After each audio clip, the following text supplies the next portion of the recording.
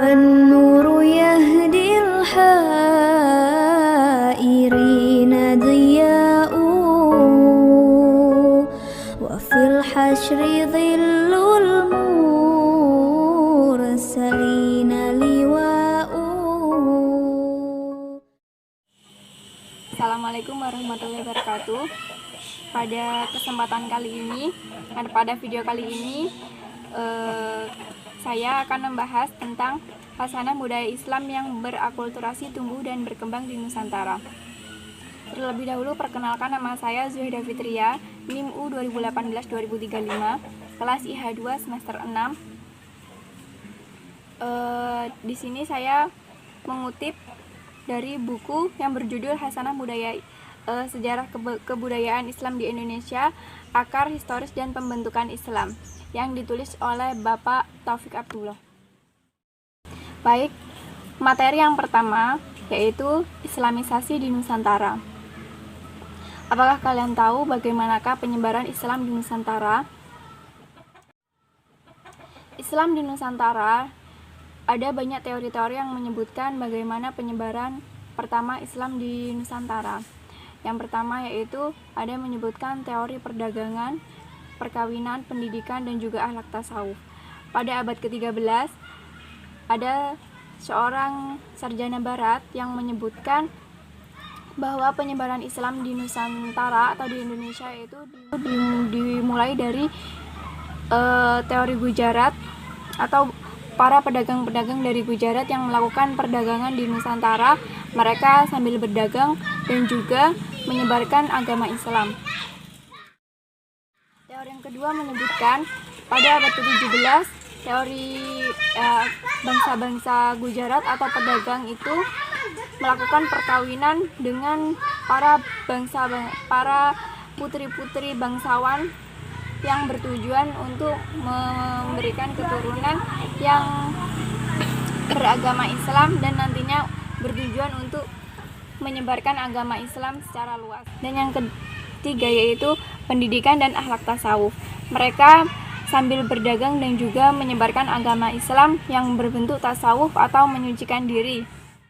Penyebaran Islam pertama di Indonesia adalah bangsa Gujarat pada abad ke-13. Penyebaran ini berdasarkan dengan adanya penemuan batu nisan di makam Kerajaan Samudra Pasai. Dan penyebaran Islam pertama di Jawa adalah Sultan Maulana Malik Ibrahim. Pada saat itu beliau juga membujuk Raja Hindu atau Buddha pada tahun 834 Masehi. Materi yang kedua yaitu Islamisasi dan pertemuan budaya.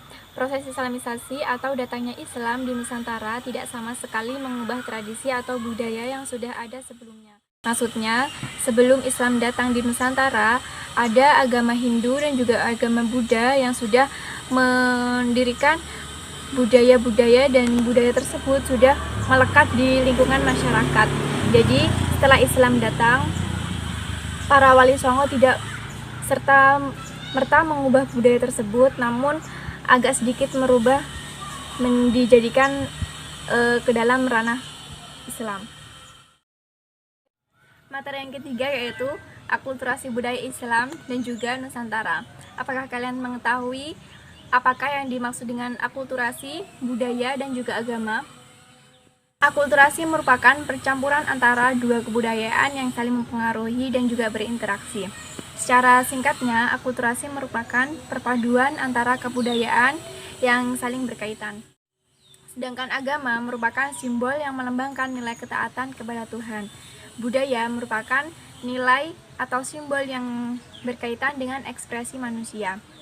Agama dan juga budaya itu saling berkaitan karena agama memerlukan kebudayaan, namun kebudayaan perlu dibedakan. Mereka memiliki kesamaan, yaitu sama-sama sebagai sistem nilai dan juga simbol. Menurut Naufal yang dikutip pada buku Sejarah Kebudayaan Islam, menurutnya inti Islam kultural adalah kebutuhan, bukan untuk menghindari polarisasi antara agama dan kebudayaan, melainkan menemukan jembatan yang menghubungkan antara agama dan budaya itu sendiri.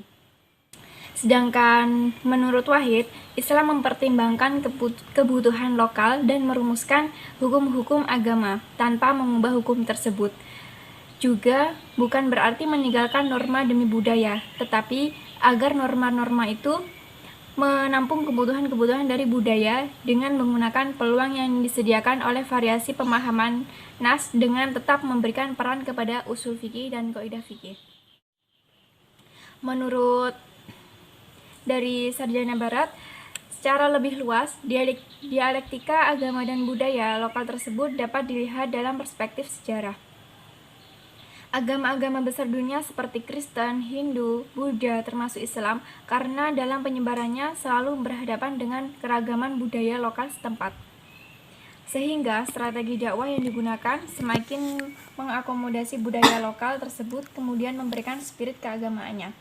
Demikian pula pandangan para orientalisme bahwa praktik keagamaan orang Indonesia lebih banyak berpengaruh atau dipengaruhi oleh agama India atau agama Hindu dan Buddha yang telah lama hidup di wilayah kenegaraan Nusantara.